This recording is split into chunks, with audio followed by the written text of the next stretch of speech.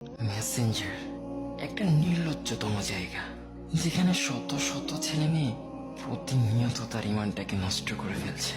Hi hello বাবু জান, এসব টেক্সটের উপর টেক্সট পাঠিয়ে ইনবক্সে প্রেমের ঝড় তুলে ফেলছে।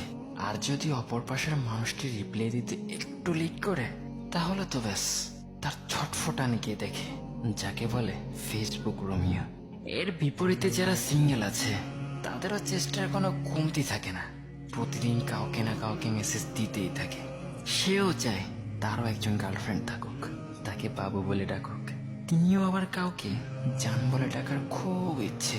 প্লিজ স্টপ, এসব নোংরামি বন্ধ করুন।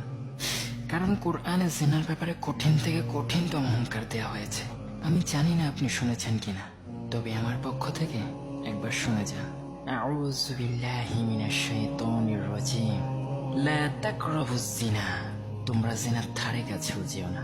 আল্লাহ এটা বলেননি যে তোমরা জিনা করো না, কিন্তু আয়াত দ্বারা প্রমাণিত আল্লাহ এটা বলেছেন তোমরা জিনার ধারে কাছেও যেও না।